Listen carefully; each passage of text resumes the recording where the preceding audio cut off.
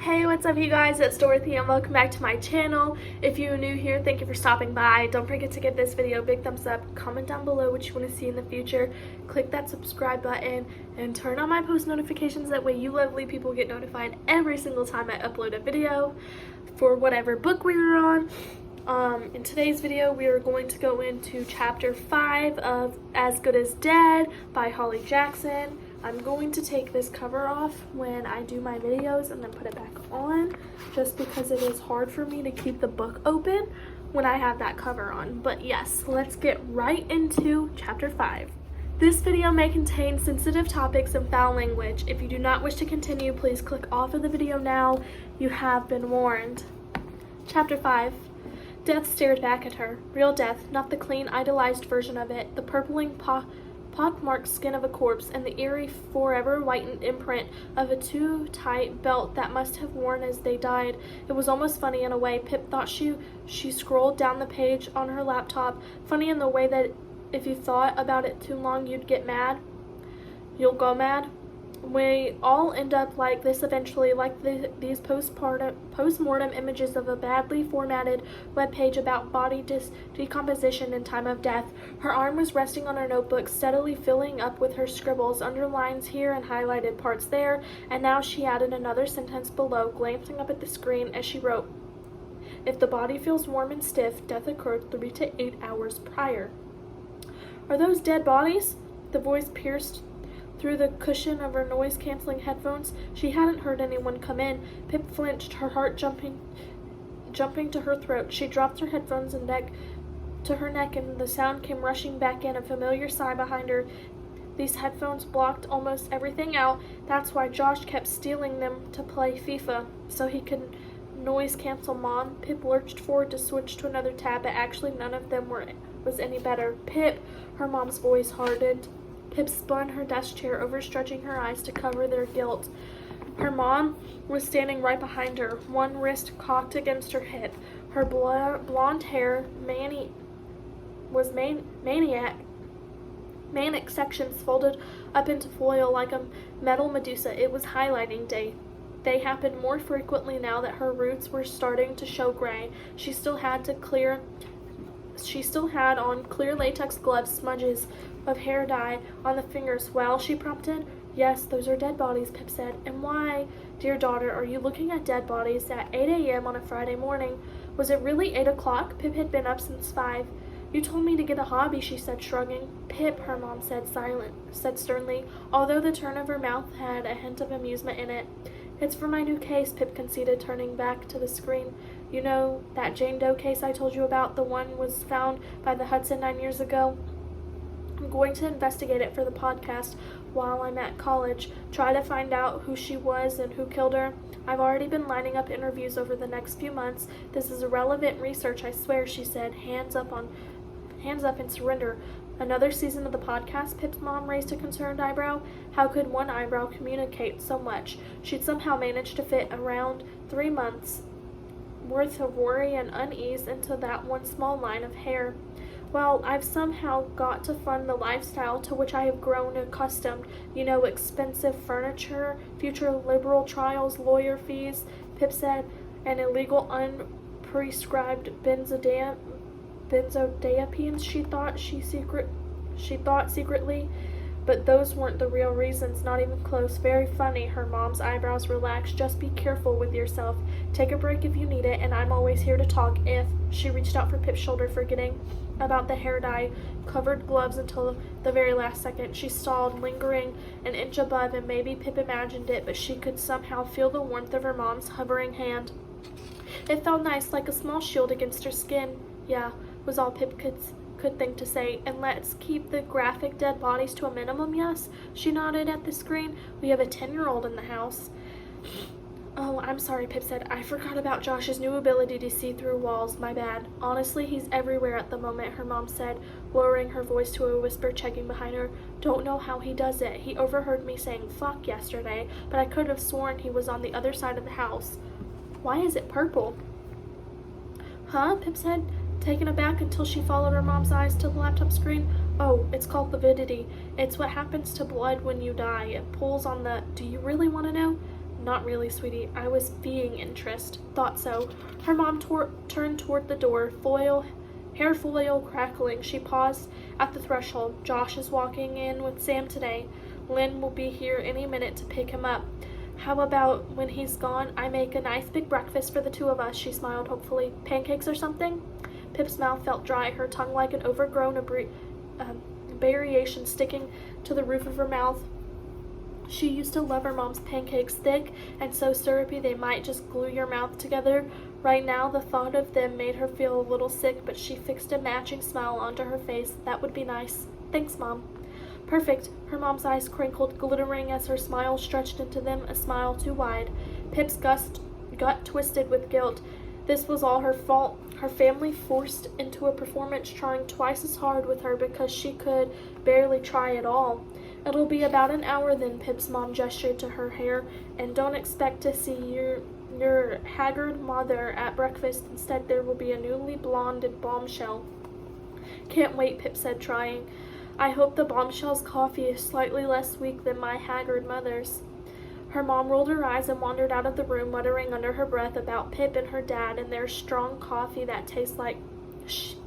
I heard that. Josh's voice sailed through the house. Pip sniffed, running her fingers around the padded cushions of her headphones, cradling her neck, and she traced her finger up the smooth plastic of the headband to the part where the texture changed, the rough and bumpy sticker wrapped around its width.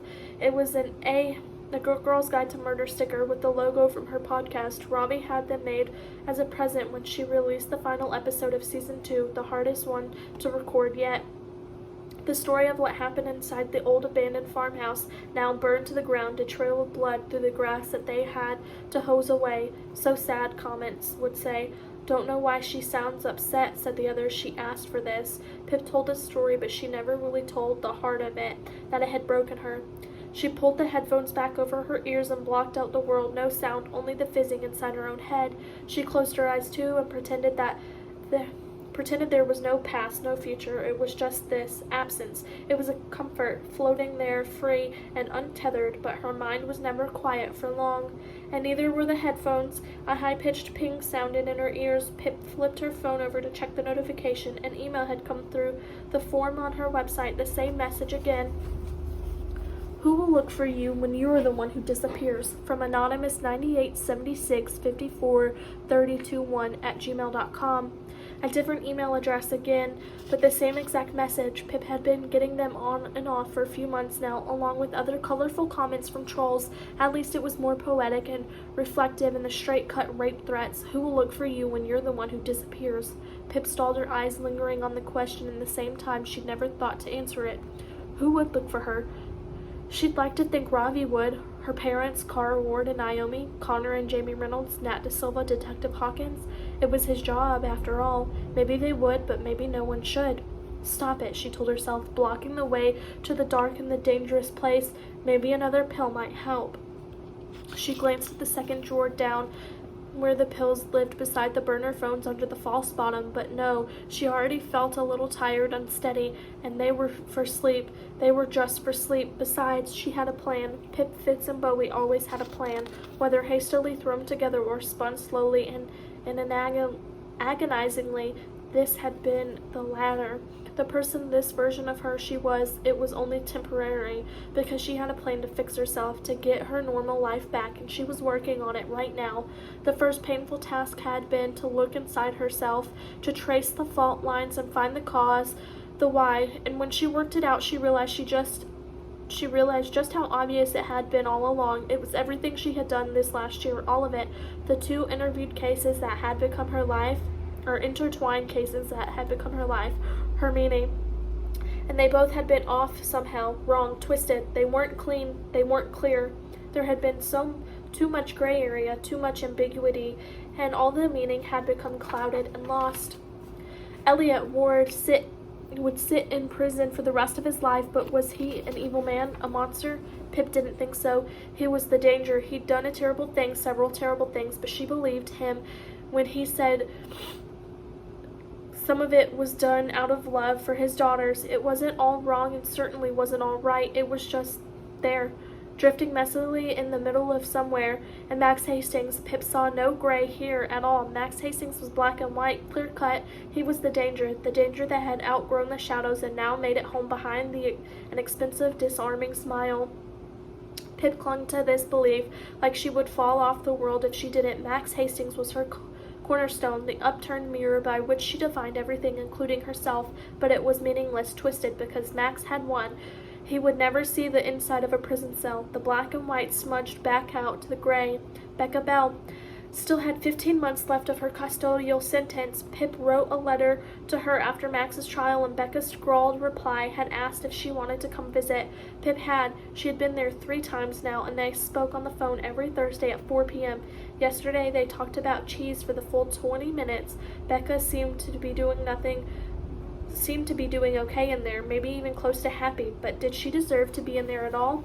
Did she need to be locked up and kept away from the rest of the world? No. Becca Bell was a good person who was thrown into the fire, and to the very worst of circumstances. Anyone might have done what she did. Pressure was applied to just the right place, to each person's secret breaking point, and if Pip herself could see that, after what she and Becca went through, why couldn't anyone else? And then, of course, came the grayest knot in her chest, Stanley Forbes and Charlie Green. Pip couldn't think about them too long, or she would unravel, come apart at the seams. How could both positions be both wrong and right at the very same time? An impossible contradiction that she would never settle. It was her undoing, her fatal flaw, the hill she would die and decay on.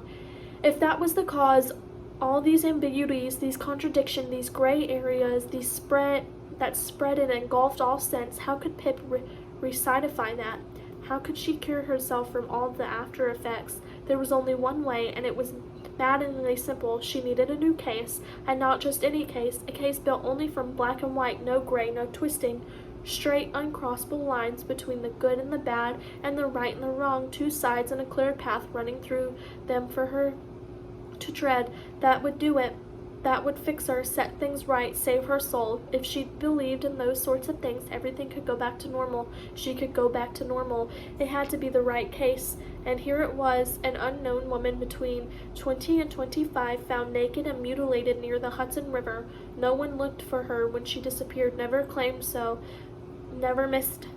It couldn't be any clearer. This woman deserved justice for the things done to her, and the man who had done them, he could never be anything other than a monster. No gray, no contradictions or confusion. Pip could solve this case, save Jane Doe, but the most important point was that Jane Doe would save her. One more case would do it, put everything right. Just one more. That is the end of chapter 5. I will see you guys in the next video. Bye!